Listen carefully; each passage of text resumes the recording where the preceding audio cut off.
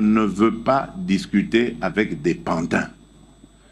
Les pantins ne vont jamais parler de leurs problèmes. Les pantins, quand ils sont en face de vous, ils vont répéter le message de leur maître. Alors, tant qu'à faire, je préfère parler avec leur maître. Et quand vous avez vu, nous avons parlé avec leur maître. Nous sommes arrivés au 15 décembre. Qu'est-ce qui s'est passé? Il a fui. Dialogue, oui, je veux un dialogue, mais dialogue pour qu'on foute la paix définitivement à mon pays, qu'on nous laisse évoluer tranquillement vers notre développement. Je ne veux pas de dialogue pour qu'on se retrouve encore avec des brassages et des mixages qui, dans quelques années, vont donner encore lieu à des guerres.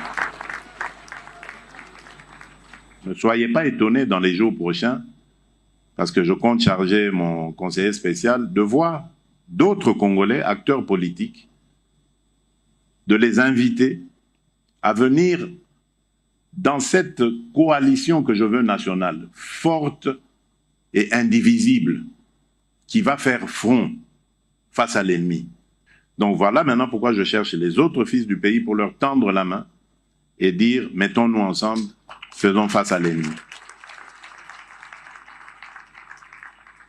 Celui qui acceptera de prendre la main sera le bienvenu et nous discuterons peut-être, on verra bien, pourquoi pas, de la composition d'un gouvernement d'union nationale pour faire face à cela.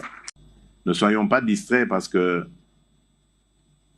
ceux qui voudront mettre à genoux ce pays, ils vont passer par nous, la classe politique. Et ils vont compter sur notre distraction pour dépiécer le Congo et pouvoir mieux le dominer. Et je crois que nous sommes en train de leur servir le plat qu'ils voulaient justement pour en arriver là. Par notre quasi-silence. Quasi. Parce qu'il y a des braves. Je ne vais pas tous les citer, mais le VPM Jean-Pierre Bemba, le Mineta Guy Luando, le VPM Jean-Pierre Liaou. C'est pour ça que j'ai peur de ne pas tous les citer parce que je peux en oublier. Mais j'ai vu des gens monter au créneau sans avoir reçu l'instruction de quoi que ce soit. Ils ont pris l'initiative pour dire à notre peuple, levez-vous. Dire à nos jeunes,